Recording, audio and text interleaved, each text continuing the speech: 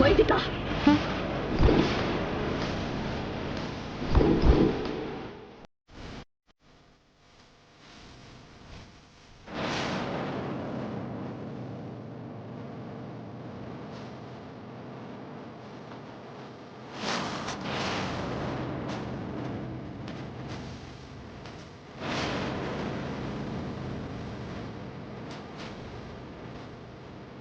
ఏం చేస్తున్నావో తెలుస్తుందా నీకు? మా ఇంటి గడప తొక్కడానికి కూడా అర్హత లేని అనామకురాలివి.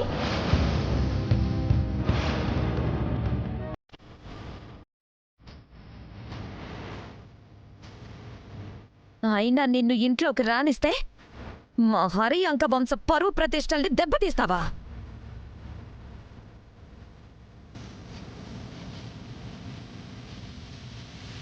మా వంశ వారసురాలు వెలిగించాల్సిన అఖండ దీపాన్ని నీ నీచమైన చేతులతో వెలిగిస్తావా?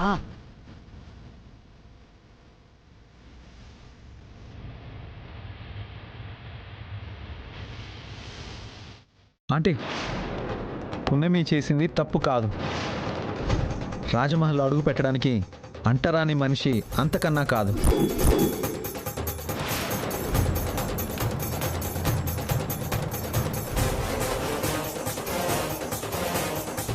రాజమహల్లో అందరూ రాజవంశస్థులే ఉన్నా కూడా శివదేవ్ అంకుల్ పున్నమి వచ్చాకే కోలుకుంటున్నారు.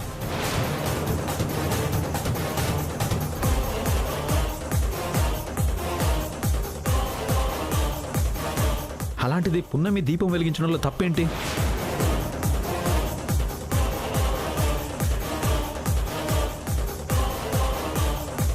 నేను కావాలని వెలిగించలేదు వకీల్ సాబ్. పూజారి గారు వెలిగించమంటేనే వెలిగించాను, అంతే.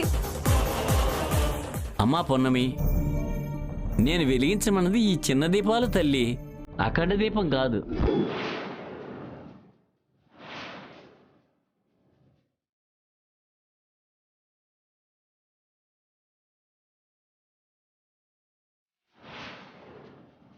క్షమించండి అమ్మా, నాకు తెలియక వెలిగించాను. నిన్ను వైదిక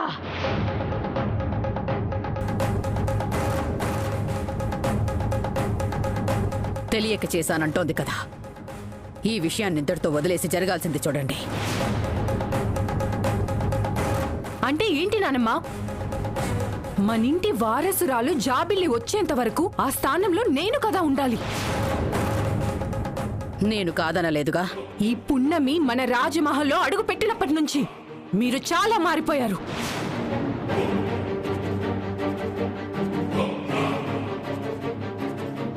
ఇంట్లో మనుషుల్ని కూడా అస్సలు పట్టించుకోవట్లేదు.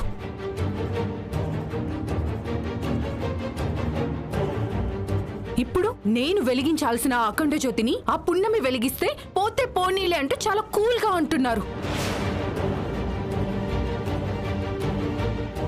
ఇలానే వదిలేస్తే ఈ పున్నమి ఈ రోజు అఖండ జ్యోతిని వెలిగించింది, రేపు రాజమహల్లో సింహాసనం కావాలంటుంది.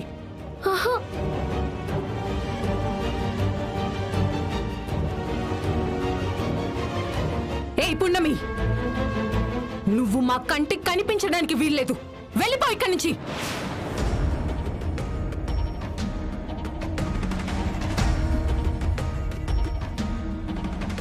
అమ్మా, అమ్మవారి అనుగ్రహం లేనిదే ఏమీ జరగదు.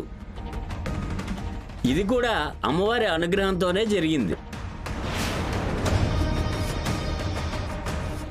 మంచి మాట చెప్పారు పూజారి గారు. మయూక, పూజ నీ చేతుల మీదుగా జరిపించు.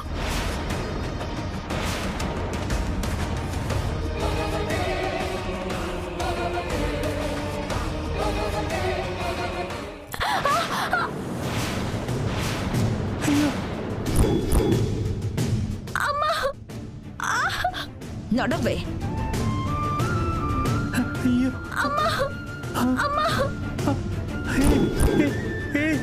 ఆగు ఆగు ఆగు, నిన్ను కొట్టేస్తాను.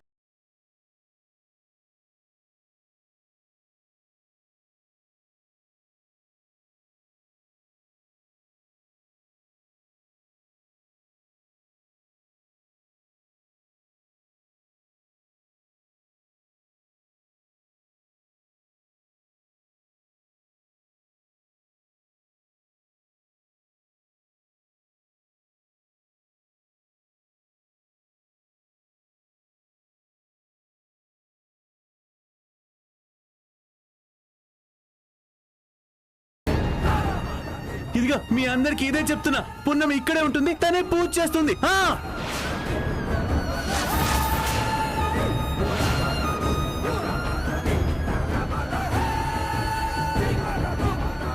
నువ్వు బాధపడకు, నేనున్నాను. బావగారు, పున్నమి పని మనిషి అనే విషయాన్ని మర్చిపోతున్నారు. కాళ్ల దగ్గర ఉండాల్సిన దాన్ని అనవసరంగా నెత్తిన పెట్టుకుంటున్నారు. తను పని మనిషి కాదు, నా కూతురు లాంటిది. నా కూతురు లాంటిది.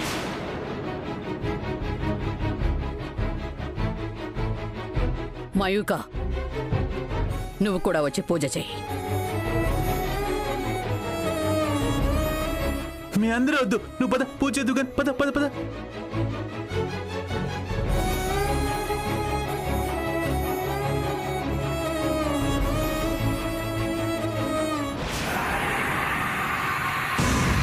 పెళ్ళం మీద చెయ్యెత్తినా కూడా ధ్వజస్తంభంలా అలా నుంచున్నావేంటి? నీ మీద చెయ్యెత్తి చాలా పెద్ద తప్పు చేశాడు.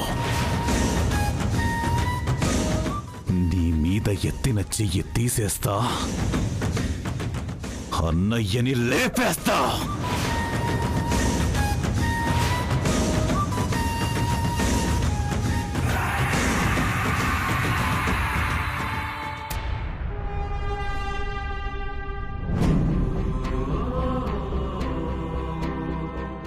ఇటేనయ్య అమ్మవారి విగ్రహం. చాలా థ్యాంక్స్ అమ్మా. మంచిదయ్యా. నమస్కారం అమ్మా.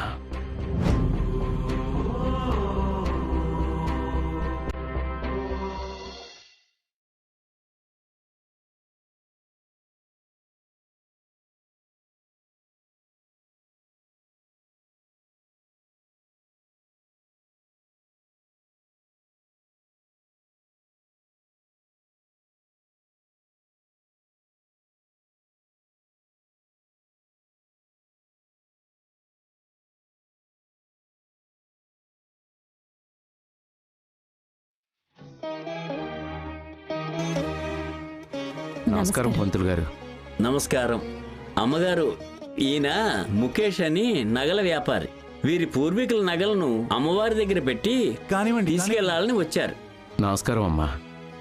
నమస్కారం.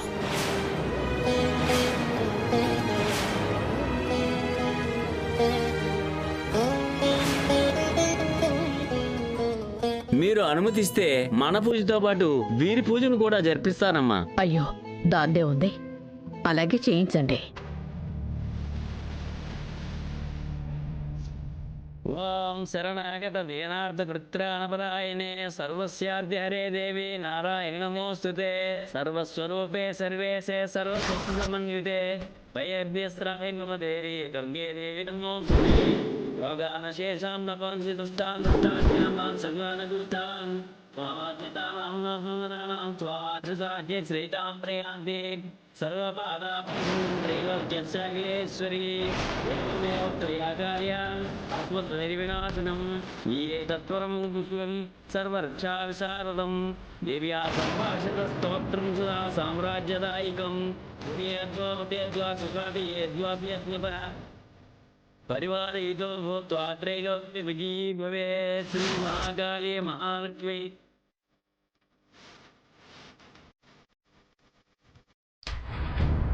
హలో రే, జాతరలో ఉన్నానురా.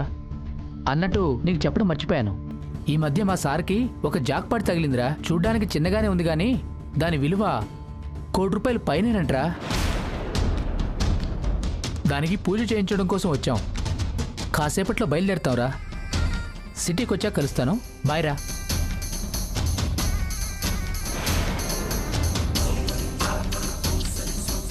ఓ, ₹1,00,00,000.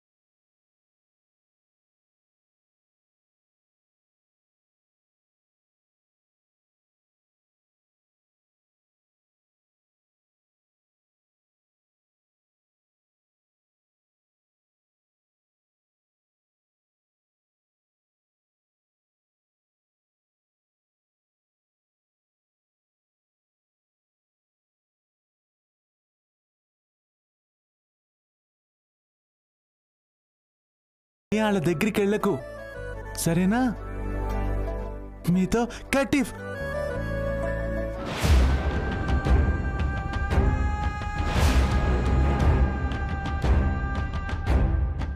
అత్తయ్య గారు, మనం వచ్చిన పని అయిపోయింది. ఇక మనం హైదరాబాద్ బయలుదేరదామా?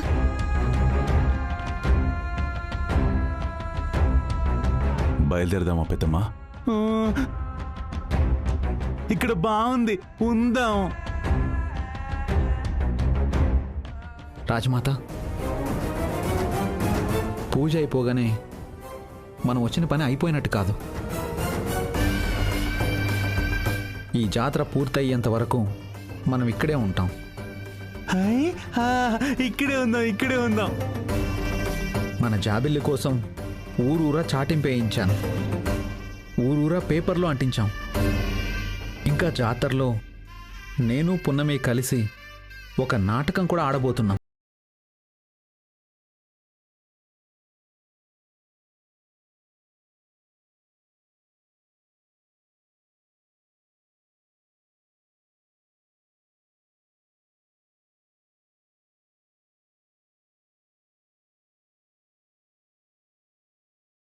రాజమాత,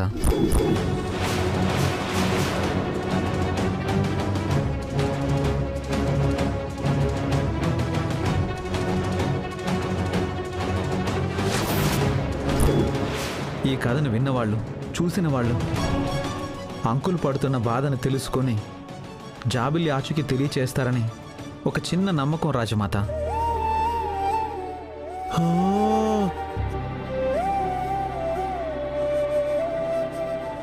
నీ నరనరాల్లో జాబిల్లి ఆలోచన నిండిపోయింది. మా ఇంట్లో మనిషిగా నువ్వు పడే బాధ చూస్తుంటే ఒకవైపు సంతోషంగానో మరొక వైపు కష్టంగానూ ఉంది. నీకు తోడు పున్నమి.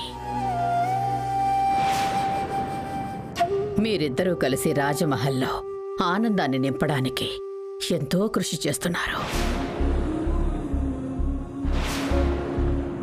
రాజమాత, అసలు ఈ నాటకం ఐడియా ఇచ్చిందే పున్నమి.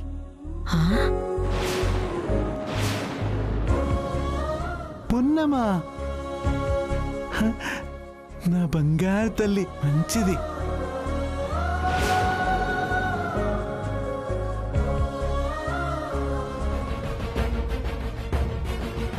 ఇది కదా నాన్నబాబు, ఎటా ఉన్నది? ఆ జాబిల్లి అదేనమ్మా, యువరాణి బాబుగారికి జాతరలో దొరికేలా ఉంది.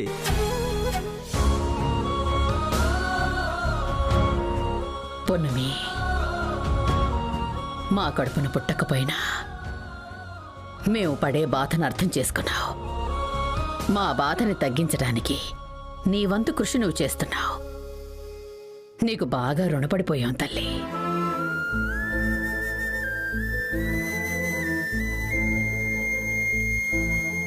ఏది ఏమైనా మీ జాబిల్లి మీకు దొరకాలమ్మగారు. దానికోసం మేము ఎంతైనా కష్టపడతాం. ఖచ్చితంగా మీ జాబిల్లి మీకు దొరుకుతుందమ్మగారు.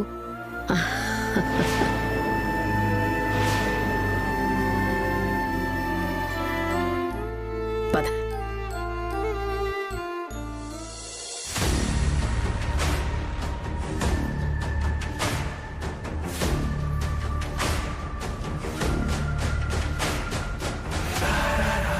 ఈ నాటకం గనక జరిగితే, ఈ విషయం గనక జనాల్లోకి వెళ్తే, ఆ జాబిల్లే గనక వస్తే మన బతుకులు రోడ్డున పడిపోతాయి. అవును డాడీ, ఆ జాబిల్లే వస్తే నాకున్న అంతో ఇంతో ఇంపార్టెన్స్ కూడా ఉండదు. ఆ పృథ్వీ కూడా నాకు దక్కడు. నా పృథ్వీ నాకు దక్కకపోతే నేను ప్రాణాలతో ఉండను. అంతదాకా రానివ్వను. శివదేవన్నయ్య చరిత్ర జనానికి తెలిసేలోపే శివదేవన్నయ్యను లేపేస్తాను. వాళ్ళ ప్లాన్లలో వాళ్ళుంటే నా ప్లాన్లో నేనున్నా.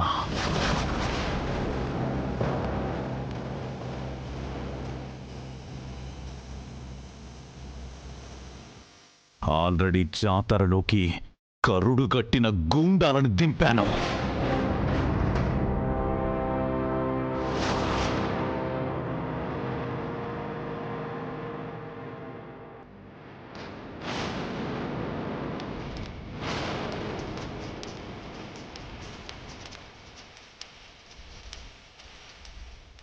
పదండ్రా.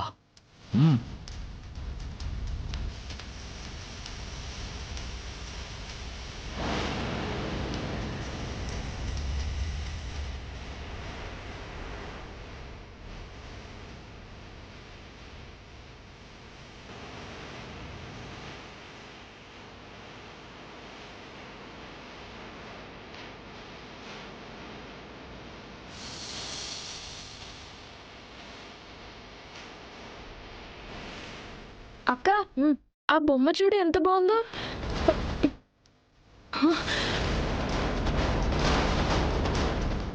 అవునరా, వెళ్దాం పదా. అక్క చూద్దాం. అమ్మా, నువ్వెప్పుడొచ్చావు? నువ్వు వస్తానంటే నాతో పాటు తీసుకొచ్చేదాన్ని కదా. అక్కడ అత్తయ్య అరుస్తున్నారు, ఇంటికి వెళ్దాం పదా.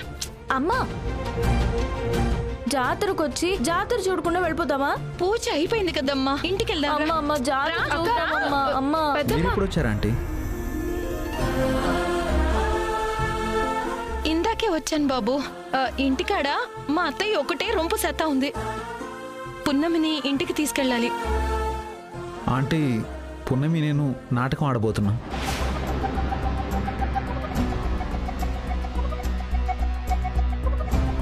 నాలుగిళ్లలో పని చేసుకుని బతికేటోళ్ళం. మాకెందుకు బాబు ఈ ఈది నాటకాలు? అమ్మా, ఇది వీధి నాటకం కాదు. విధి విడతీసిన తండ్రి కూతులని కలపడానికి చేస్తున్న నాటకం అది. బిడ్డ కోసం పసివాళ్లా మారిపోయిన ఆ తండ్రి కోసం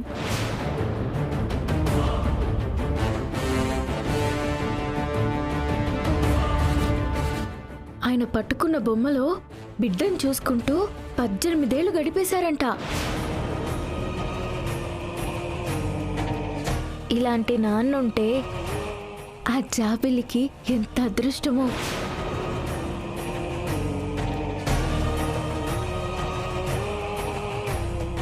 అసలు ఇది ఏం మాట్లాడుతా ఉంది? నాటకం ఏంటి, 18 ఏళ్లు గడపడం ఏంటి? నాకేదో చాలా కంగారుగా భయంగా ఉంది. ఎంత వీలైతే అంత తొందరగా పున్నమిని తీసుకెళ్ళిపోవాలి.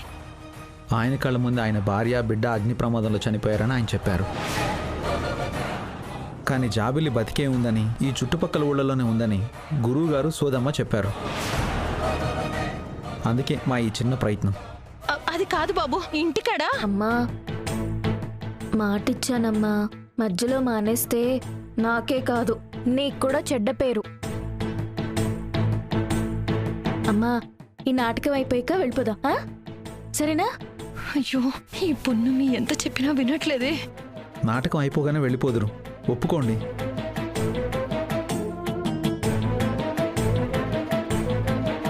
అవును పెద్దమ్మా, నాటకం చూడాలి.